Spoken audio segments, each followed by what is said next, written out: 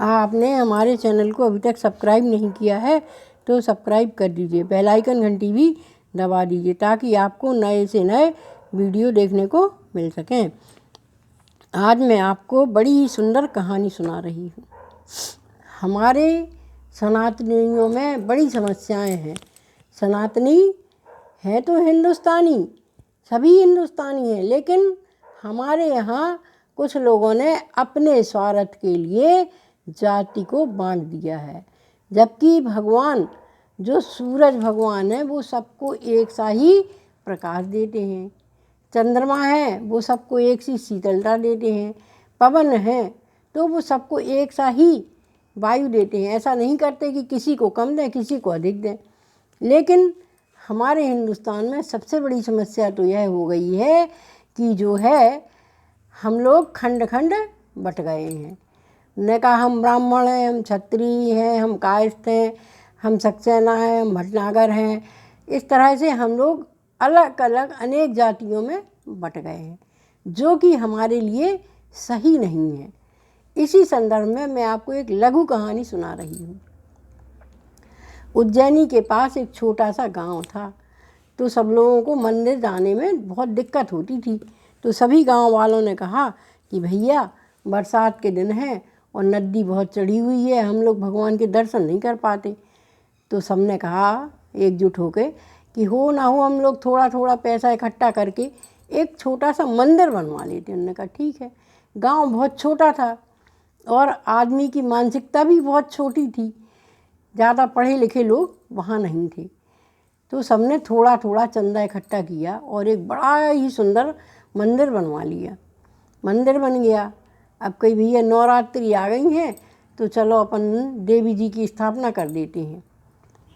तो जो देवी जी के भक्त थे हमारे यहाँ के, उन्होंने देवी जी की मूर्ति ले आई और चैत के 9 दुर्गों में उनकी स्थापना कर दी।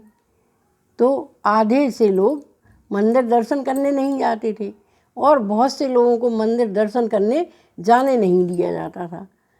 तो समस्या ये हुई कि धीरे धीरे लोग बागों में कलह होने लगा।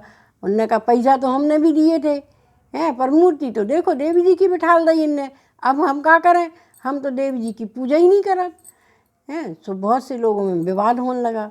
तो भैया कही कि चलो अब बैसाख का महीना आ गया है, बैसाख के महीने में अपन एक काम करते हैं कि भोले बाबा को बिठाल देते हैं। तो ये देवी जी की मूर्ति हटा दी और वहाँ पर भोले बाबा शिव शंकर जी की मूर्ति को स्थापित कर दिया। अब जो भोले बाबा के भक्त थे वो तो बड़ी मात्रा में जाने लगे दर्शन करने। अब लोग जो देवी जी के भक्त थे उन्होंने जाना बंद कर दिया। और फिर वही समस्या छिड़ गई कि अरे अब देखो तो भोले बाबा हैं, उनकी का पूजा करें, मैं तो पत्थर की ऐसी मूर्ति सी हैं, ना उनमें कुछ दिखाई दे ना कुछ। वो एक तो मूर्ति सी दिखाते ऐसे पत्थर से दिखाते। हम तो भैया मन नहीं करा था वहाँ उतने जाके भोले बाबा को जल चढ़ावे को हैं। सब लोग कहते एक लोटा जल चढ़ाओ, एक लोटा जल चढ़ाओ। अरे देवी जी कितनी अच्छी थी, उनको अपन श्रृंगार कर देते, उनको साड़ी वाड़ी पहना देते तो दूर से चमकती। अब भोले बाबा का काले पत्थर के बैठे ऐसे ही, हम तो नहीं जाए भैया। फिर लड़ाई होने लगी गाँव में, फिर काना फूसी होने लगी। सो कही अब का करो जाए, कही भैया एक काम करो कि अब ई को भी हटा दो।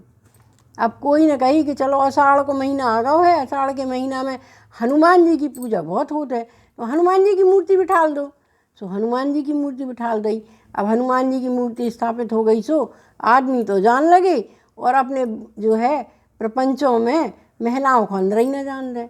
अब वे महिलाएं कहने लगी बा हम पूजा ही करवे नहीं जा सकत, ऐसे मंदिर को का फ़ायदा, ऐसे मंदिर में भगवान बिठाने से का फ़ायदा, हम तो उनके दर्शन ही नहीं कर सकत, हम तो उनको छुए ही नहीं सकत हैं। ऐसे अच्छे तो मंदिर ही न बनतो तो अच्छा रहतो गाँव में। अब भैया 3-4 भगवान बिठा ले गए, राधा कृष्ण भी बिठा ले गए, सब बिठा ले गए। आधे जाएँ आधे ना जाएँ, आधे लड़ें आधे मुँह चलाएँ। अब कई का करो जाए, कई चलो हनुमान जी की मूर्ति भी हटा दो और राधा कृष्ण की मूर्ति भी हटा दो, सब मूर्तियाँ हटा दो और जो बनो कि भैया मंदिर में तालो डाल दो, कम से कम गांव में एकता तो बनी रहे। सो भैया वो मंदिर में तालो डाल गए। अब सोचने लगे कि का करो जाए, कौन महंत आ जाते, कौन इतने हम आए थे भागवत करवे, कौन पंडित आ जाते, कोई कछु आ जातो तो हम उनसे पूछते। कही ठीक है भैया। होत करत बहुत सालों बाद एक पंडित जी को जैसे तैसे वो तो भागवत मिल गई, तो वे भागवत करवे आ गए। जब वे भागवत करवे आए तो सबरे गांव वाले अपने मंदिर की समस्या लेके पहुंच गए। कई पंडित जी हमारे तो बड़ा विवाद हो रहा हो, थोड़ी थोड़ी चंदा जोड़ के हमने मंदिर बनवाओ, पर लेकिन वो मंदिर तो बड़ा तो है नहीं है कि उसमें सबकी मूर्ति इकट्ठी रखी जाए। वो तो इतो से मंदिर बनवे कि छोटे सो एक ही बस मूर्ति रखी जा सकत हैं। तो हनुमान जी की रखो तो औरतें लड़ती हैं, शंकर जी की रखो तो कौन आदमी देवी को माना सो बेनी जात, और अगर देवी जी की रखो तो कौन जो है शंकर जी को माना तो बेनी पूजवे जात। और बहुत से लोगों को हम लोग मंदिर में जाने ही नहीं देते कि अरे तुम अछूत हो, तुम हमारे मंदिर में जाओ तो हमारा मंदिर खराब हो जाए। पंडित जी बड़े विद्वान थे। पंडित जी बोले भैया देखो आपने पैसा तो खर्च कर ही दो है, अब वो पैसा को का करो जाए, कैसे सदुपयोग होए। सो कही भैया एक काम करो कि तुम सब मिलकर भगवान की पूजा इकट्ठे होकर नहीं कर सकत, जा तो हमें मालूम है काहे से तुम्हारे मन में इतना ज़्यादा व्यवधान घोल दो है, इतना ज़्यादा विवाद डाल दो है कि जे राम है, जे कृष्ण है, जे राधा है, जे हनुमान जी हैं, जे जो है पार्वती देवी जी हैं, पार्वती जी हैं, इतना अधिक लोग वागन ने भर दो है। जैसे तुम सब लोगों के मन में वो फितूर घुस गओ है, वो हम भी नहीं ख़त्म कर सकत है ना, ख़त्म तो तुम्हें और को करना चाहिए। तो भैया तुम एक काम करो कि वो जो है इतनी बड़ी जो तुमने मंदिर बनवाओ में इतना पैसा लग गओ, गाँव को सब गरीबों को पैसा लग गओ, तो एक काम करो कि तुम वो मंदिर को नाम हटा के वो में होटल बनवा दो, होटल खोल दो, लिख दो होटल। सो कल से वो में सतऊ जात जान लगे हैं, कौन भी होए, चाहे वो कम उम्र वाला होए, कहीं ज़्यादा उम्र वाला होए, महिलाएं होए, पढ़ी लिखी ना होए, कैसव होए, सब जान लगे हैं, ना छुआ छूत ना कछू, सब अपने अपने होटल में घुसन लगे और तुम उनको आमदनी भी होने लगे भैया। तो एक काम करो कि वो खो मंदिर हटा के तुम होटल खोल दो। होटल में तो तुम उनको लड़ाई कछु हुई है ना, कैसे तुम तो फिर सब भूल गए हो कि कौन ने वो खाना छू लो, कौन टेबल पे बैठ गओ, तो कौन ने का कर लो। तो सो ऐसे भैया तुम एक काम करो कि वो मंदिर को छोड़ो और तुम होटल खोल दो। अब गांव वालन की समझ में आ गओ कि जब हम एक होटल में खाना जाके खा सकत तो हम लोग सब लोग मिलके एक देवी देवता की पूजा का ही नहीं कर सकत।